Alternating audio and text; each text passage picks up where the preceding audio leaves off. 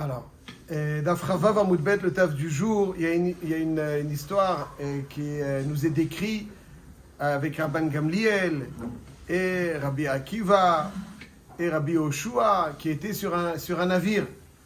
Et avant d'y revenir, cette Mishnah, a priori, nous apporte un petit éclairage, un grand éclairage sur un passage de la Haggadah de Pessah et qui donc aussi est d'actualité pour Rosh Hashanah, qu'on va essayer de le voir. Dans la Haggadah de Pessah, Maaseh, Rabbi Eliezer, Rabbi Yoshua, Rabbi Elazar ben Azaria, Rabbi Akiva, Rabbi Tarfon, Shayu Mesubin, Bibne Berak. Donc on voit ici, je sais quelle chance d'avoir Rabbi Eliezer, Rabbi Yoshua, Rabbi Eliezer ben Urkenus, Rabbi Yoshua ben Hanania, Rabbi Elazar ben Azaria, Rabbi Akiva, Rabbi Tarfon. Comme ça, une table du Seder, qu'est-ce que ça devait être?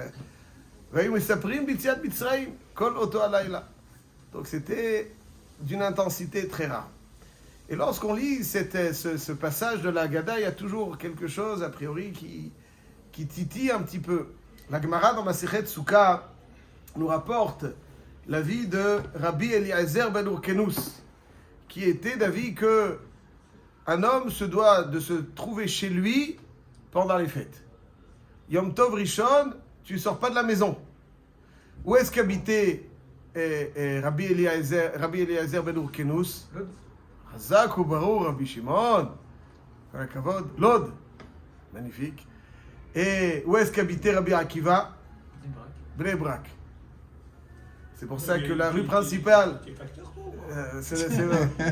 la rue principale de Bnei Brak, c'est Rechov Rabbi Akiva. Rabbi Eliezer ben Urkenus, c'était Lod. Or, la Gemara dans Masechet Souka, Daf Chav Zayin Amud Bet, nous rapporte Maaseh Rabbi Elai, donc un Tana, Rabbi Elai, שהלך להקביל פני רבי אליעזר רבו בלוד, ברגל. C'est avec Rabbi Shimon. Donc Rabbi Elai est parti rendre visite à Rabbi Eliezer ben Urkenus à Lod pendant le Regel. Donc Yom Tov, il s'est rendu chez Rabbi Eliezer ben Urkenus. Amarlo Elai, encha bishovte Regel. Qu'est-ce que tu viens me voir? שהיה רבי אליעזר אומר, משבח אני את העצלנין, שאין יוצאים מבתיהם ברגל. Je fais l'éloge des fainéants, même des fainéants, qui restent chez eux pendant la fête. Dirtiv, vesamarta ata ou betecha. Tu dois rester avec ton épouse pendant le regel. Tu ne dois pas venir venir me voir. Comment on fait alors pour l'échange régalim dans montagne Yerushalayim? Tout le monde venait. Même la femme, Vadaï. Aval, Rabbi Eliezer, il dit, Beshabeach ani et ha'atzlanim.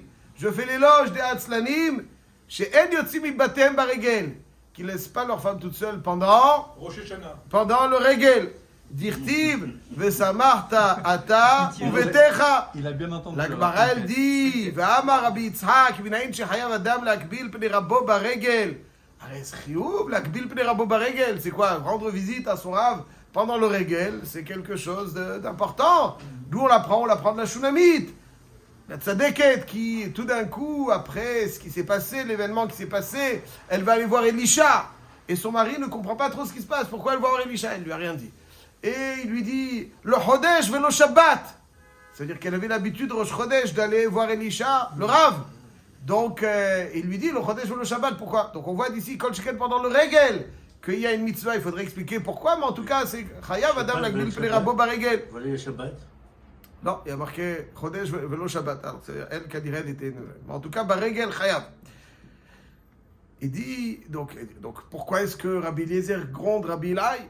Il dit, ça c'est quand il peut retourner chez lui pendant Yom Tov Rishon, tu peux venir le voir, tu peux retourner chez lui, tu habites à proximité. Mais sinon tu attends Chol HaMoed, et Chol HaMoed tu veux. Mais en tout cas, on voit ici que Rabbi Eliezer ben Urkenus, il dit, Meshabeach ani et ha'atzlanim, she'en yotzim mibatehem baregel. Samarta tovetecha. Et comme ça fait plaisir à Meshach Kawa, alors il y a une Shulchan Aruch dans Siman Tav Kuf Raftet, il y a marqué Tav Kuf Raftet Seif Bet. Hayav Adam liot sameach vetov lev bamoed. Donc c'est un devoir d'être joyeux pendant le regel. Il y a pas, c'est une mitzvah difficile à accomplir, non. Être joyeux pendant tout le régel, pas une seule fois être contrarié. Ezrat Hashem. C'est la mitzvah du régel. Ça ne dépend pas que de soi. Hein. Si, ça dépend que de soi, c'est ça le chidouche. S'il y a un devoir, c'est que ça dépend que de soi. Si voilà. Chayav adam liot sameach v'tov lev b'moed. Hu ve'ishto. ובניו וכל הנלווים אליו. כיצד משמחן? הקטנים נותן להם... Donc ça veut dire qu'il faut qu'il y ait une ambiance joyeuse. Et chacun, il faut contribuer. Donc c'est le rôle du père de famille de réjouir. כיצד משמחן? הקטנים... Ça veut dire quoi, réjouir? voilà. שולחן ערוך dit. Des bonbons. הקטנים נותן להם כליות ואגוזים. האנשים קונה להם בגדים ותכשיטין. Kefi Mamono. Et voilà. Pourquoi Kefi Mamono? Rabbin midi au-delà de ses moyens, n'est-ce pas? Non, ça c'est Chayav Adam lechabed et Ishto yoter migufo. Mais pour la réjouir, c'est Kefi Mamono. Kefi Mamono. Kefi Mamono. Et Ashir le fi Oshro. וחייב אדם, etc. וחייב אדם, וחייב להאכיל לגר, ליתום ולאלמנה עם שערנים. Ouais, ça veut dire ça, quelqu'un qui est, il est sous sa souka. Et lui, Baruch Hashem, il rit, et puis il n'a pas pensé à ce qui se passe à quelques rues de là, ou des fois à quelques bâtiments, et il est tranquille. Il dit non, ça c'est pas beau, ça c'est pas beau, ça c'est pas beau. Hein, comme le Mishnah Berurah rapporte, il y a marqué Mishenoel dalte chatziro veochel veoshotehu banav veishto ve'eno ma'achil u'mashke la'anim u'lmare nefesh. Il ne pense pas à ceux qui sont amers. Il y en a qui sont. En zo simchat mitzvah, ela simchat kereso. שנאמר, ועל אלו נאמר, זבחיכם כלחם עונים להם, כל אוכליו יטמאו, כי לחמם לנפשם טמאו, ושמחה כזו קלונו להם. Donc, je vais pas, on s'arrête là. Si vous voulez donc lire le Zohar à Kadosh, ce qui ramène, donc c'est important de ne pas être joyeux tout seul. Il faut penser aux ceux qui aussi ont besoin. C'est important, ce que le Mishnah Berurah rapporte, le Shem Zohar à Kadosh, c'est important. Donc, il y a un chiyuv d'être sameach, v'tov lev hu ve'ishto banav. C'est une mitzvah assez minatora. Donc c'est pour ça que Rabbi Eliezer donc il dit si tu es absent, comment tu vas être mesameach? Alors baregel, il y a chiyuv d'être mesameach. Donc mishabeach ani et ha'atzlanim she'en yotzim mibeitam baregel, mibatehem baregel. Ça c'est Rabbi Eliezer. Et donc la question qu'il y a, c'est comment Rabbi Eliezer, toi tu étais à Bnei Brak le soir de Pessah. Chez ton élève. Chez son élève. Rabbi Akiva, Maaseh ברבי אליעזר ורבי יהושע, ורבי אלעזר בן עזרא ורבי עקיבא ורבי טרפון, שהיו מסובין בבני ברק. הרי c'est toi qui brandis l'étendard. משבח אני את העצלנים. voilà, מה הפשט?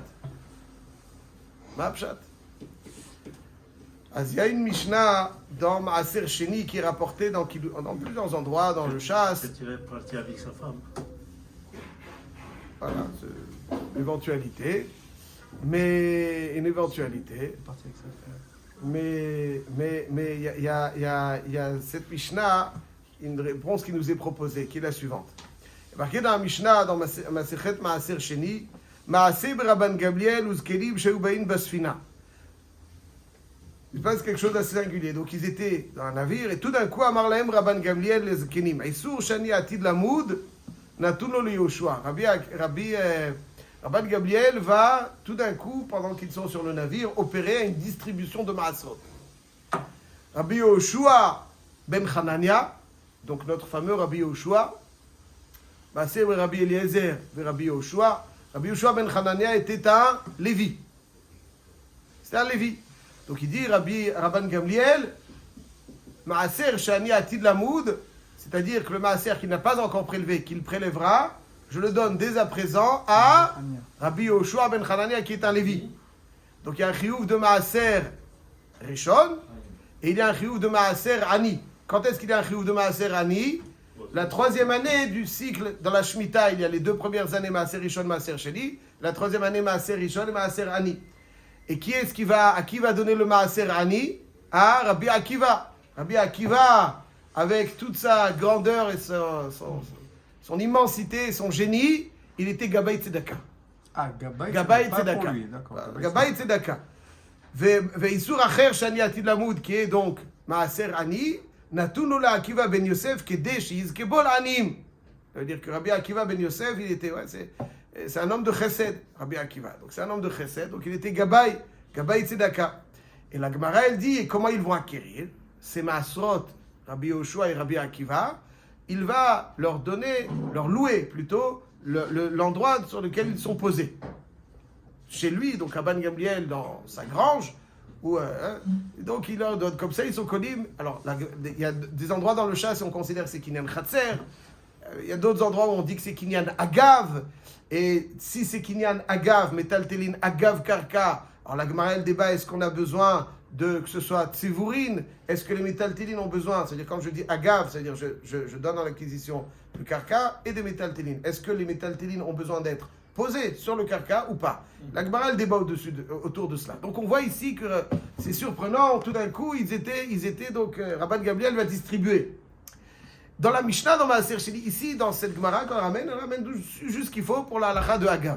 Mais quand on observe la Maaser Sheni Perek, on se rend compte que cet événement fait suite au devoir qu'on appelle le devoir de Bi'ur.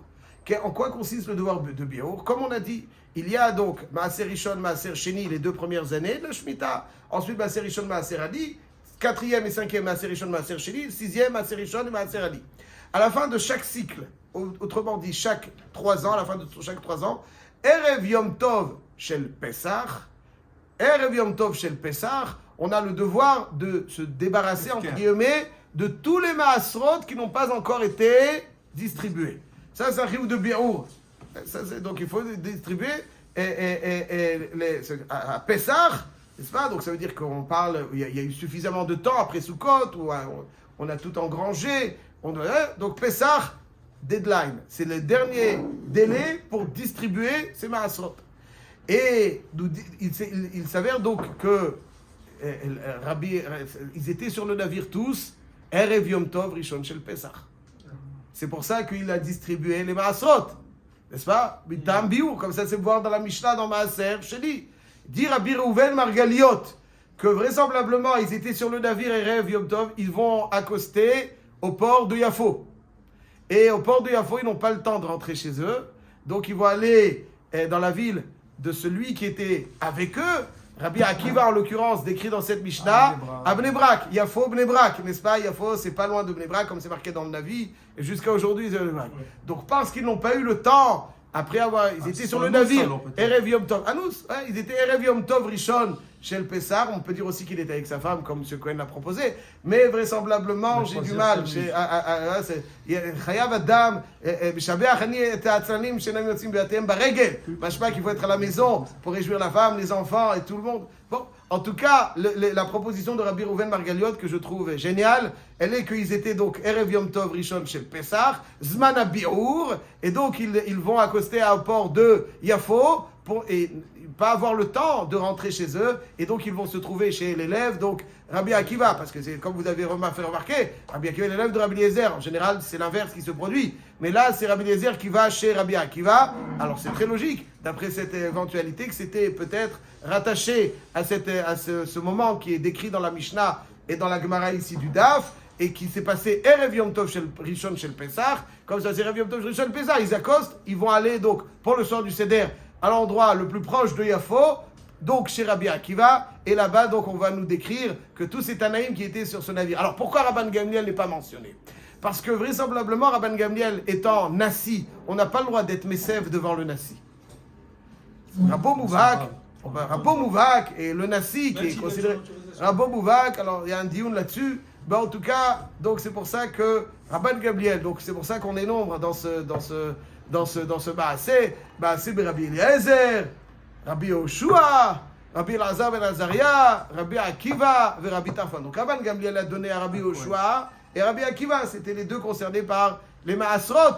Et donc c'est peut-être grâce à ce moment-là qu'ils se sont tous retrouvés après avoir accosté Erev Yom Tov Rishon chez le Pessah, chez Rabbi Akiva, pour une soirée de Seder inoubliable et qui va être marquée dans l'histoire, ce fameux soir de Seder à Bnei Brak, dans lequel ils ont Igia Zman Kiryat Shema chez le Shachrit. Ça veut dire ils étaient tellement toute la nuit dans l'intensité Dans le feu.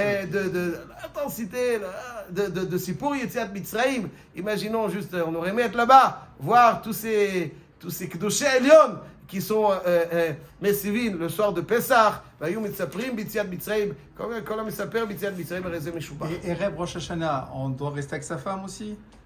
Après, ça, on peut J'ai pas discuter entendu. de cela. Bezrat Hashem, en tête à tête. En tête à tête. Chazak ou Baruch?